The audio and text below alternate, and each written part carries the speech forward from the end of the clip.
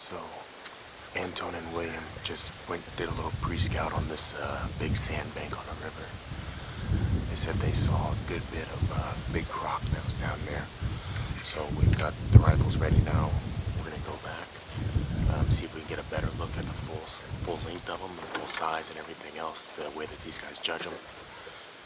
And if it's a good croc, you know, we'll go ahead and make the shot, and then continue on our buffalo hunt. So buffalo hunt turned into a croc hunt pretty quick.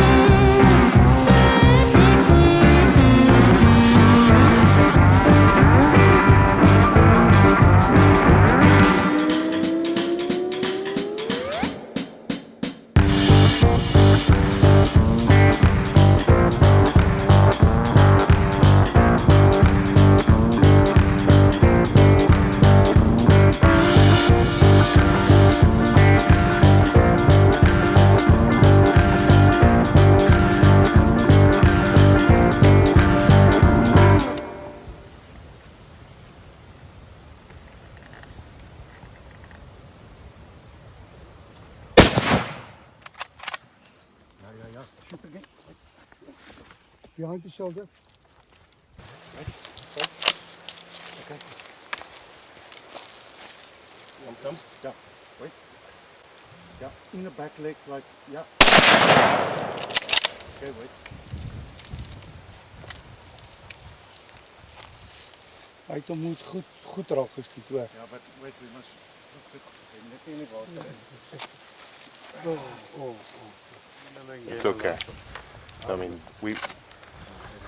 this thing was so close, and they're just so aware that, I mean, us getting any closer or taking the time to really even get good camera, sometimes it's just not an option. You know, you have to take the shots that you're given. So made a good first shot. You know, they're telling me if it wasn't a perfect shot, then that croc would have been out immediately and back in the water. So he did thrash a little bit. He gave us kind of a quartering broadside for the second, so we just did a follow-up shot just as an insurance. But he still had his nerves and everything kicking, and he was kind of on the back side of a little mound. So he actually just wiggled himself, you know, dead or not, into the water behind it. So now we're making a plan on how to get in there and recover him. Maybe time to go for a swim. And there's other crocs in here too, so not the best place for an afternoon dip. But we'll make a good plan and we'll recover them, and yeah, stand by for pictures. So here's the irony about hunting here. We were actually going to hunt buffalo. And then Anton said, well, we are very close to Kiwi camp. You know, there's a big crocodile there. Let's just sneak up and see if he's here. Lo and behold, he's lying on the bank. You see? Yeah. Things can change really quick. Fast, man.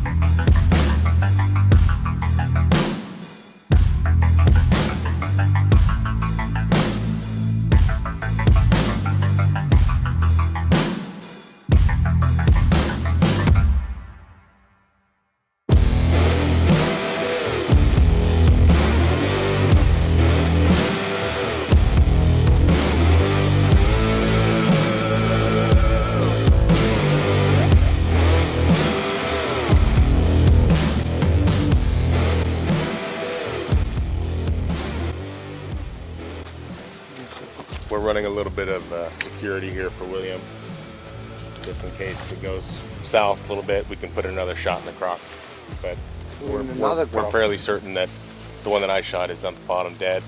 But there was another younger croc that was with him, and yeah, just in case, you know, we got to take care of the entire team.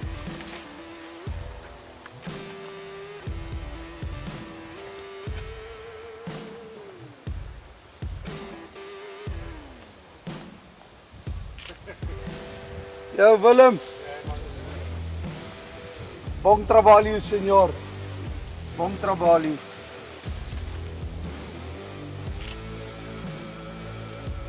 Can you need that?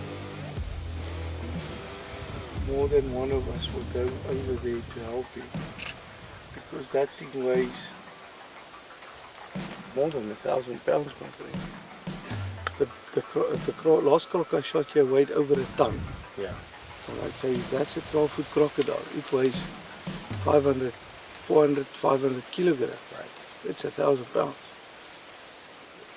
So there's no he needs help. Okay, we found a nice croc on the small little bank, mud bank was lying there. We crawled closer and Jeremy had a shot on him, and it looked like he shot him a perfect spine shot, you know, just behind the smile. So it was lying there, and he gave him a second shot right here in the back,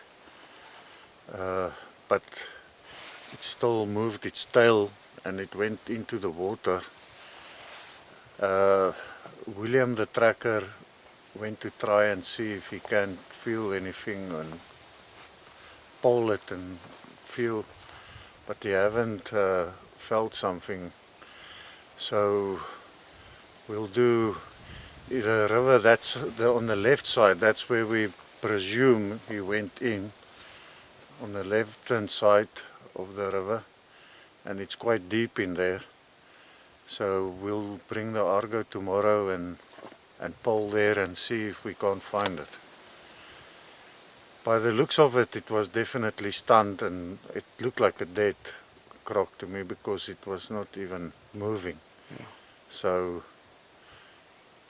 we'll just keep fingers crossed and see when we bring the Argo tomorrow and we can go into the river and feel around there and pull and see if we can maybe find Jeremy's croc, you know. We'll just hope for the best. Well, that's the plan. That's all we can do. I mean, we really pulled everywhere on that side. William tried everywhere. According to the shape of the crocodile, when he turned his body, when he shot him, it slid off to the left, and I think it would have gone left, deeper into the deeper water. So there's no other way. You can't let anybody go in there. So we have to pull for it and throw hooks and whatever. So there is no other way. We are very far from home. We are 3.5, 4 hours from home. So it's basically turn around, hunt all the way back, and come back tomorrow morning early.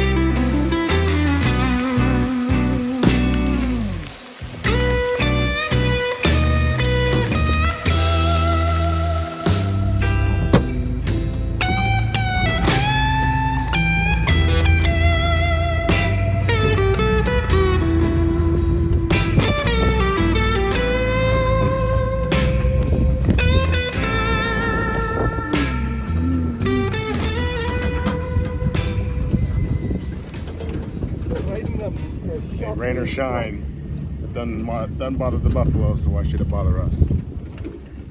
It's not always easy. Yeah, very. Already water buck out. So ran into the same guy now for a third time. This time we finally also took his knife. He had a rotten water buck that he's been eating that looked like it was a lion kill. That he didn't kill himself, I don't think. So now they're phoning back to main camp to let them know where the guy's at, and hope to send the anti-poaching team, I assume, to come and get him and do whatever they do. Yeah, I mean, it doesn't seem like the guy's gonna stop doing what he's doing by any means. So the only way to do it is just to get him out of here one way or another. So yeah, like I said, they finally took the knife from him. So he's going to be hard pressed to really do anything without that. Hopefully those guys get here sooner than later, because he covered a lot of ground from the time that we saw him the last time, versus we had lunch, and now he's almost a mile, if not more, away from where we saw him the last. So he's acting like he's crazy. I'm not necessarily buying it. He knows exactly what he's doing. And it's hard to tell if he's doing this commercially or just to feed himself or what, but it's just better not to take a risk and just try to get all these poachers off the land, because they're the ones who destroy herds and destroy all of this that that we all love and hold dear. So I mean, in any shape or form, they're the bad guys. So yeah, hopefully they come in, hopefully they get him today or tomorrow, but he needs to go. We definitely don't need to catch him a fourth time.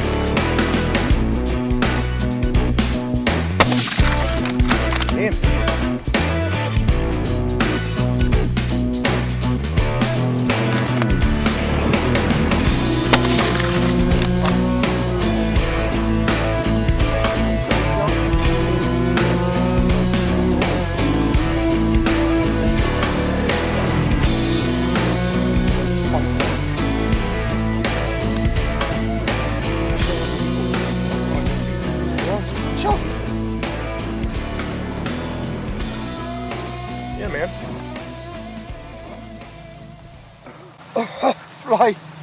I just spat it out. So my first reedbuck, we were actually looking for bushbuck and spotted him. And early in the trip, I wasn't necessarily looking for a reedbuck unless it was a big one.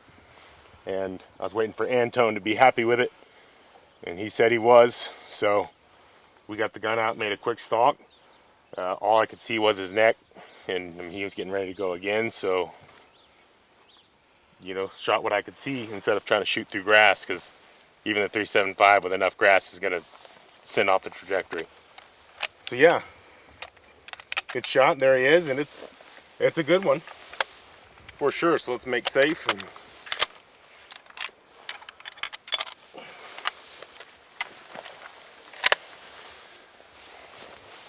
yeah. 20? Hey, my grande. Got the wrong one, man. You know, when there's 1,000 of them around here. Congrats again. Yeah, thank you, sir. Beautiful shot. That's a very nice reedbuck. Thank you. Please.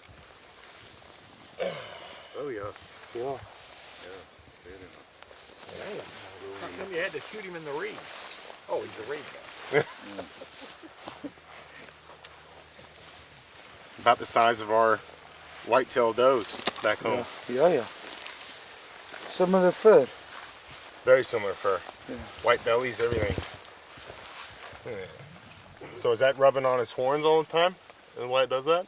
I think so. Yeah. I can't say for certain. Very cool.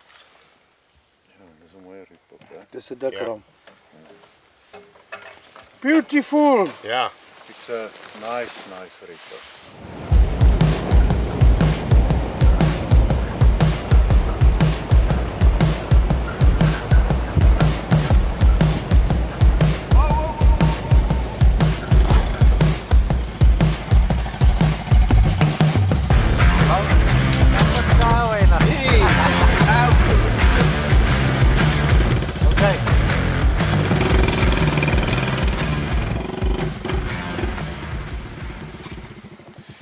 This is the anti-poaching guys that we now called to go and work on that man that we saw now 3 times.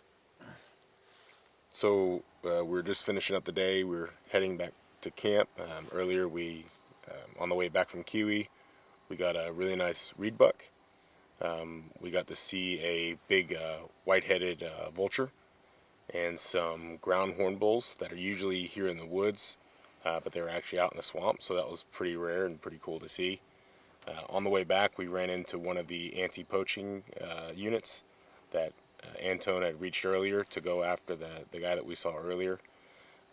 Unfortunately, one of the bikes had broke down, so now we're actually gonna turn back around and head back towards fly camp, which is not very far, but to pick up one of them, bring back to basically I think get another bike and go back out so they can run as a team and not just 2 of them, just in case there's not just the one poacher that we saw.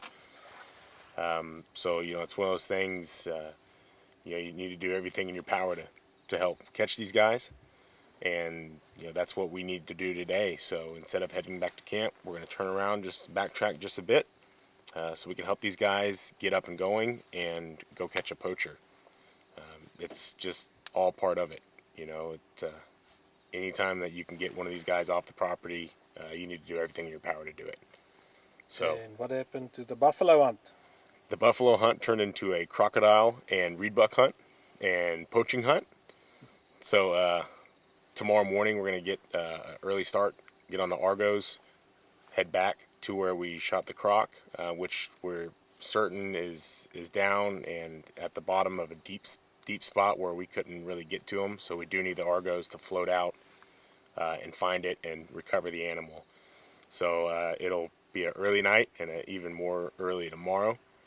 But you know, it's not always just as easy as pulling up and taking an animal. You know, you have to, when you work for it, it makes it more worthwhile. So yeah, that's what the day was. It was interesting. We had a lot of rain, which is why, you know, when you come here, if you're going to spend money on anything, spend it on your rain jacket, because it was worth every penny. And yeah, it was fun. So tomorrow's a whole nother day.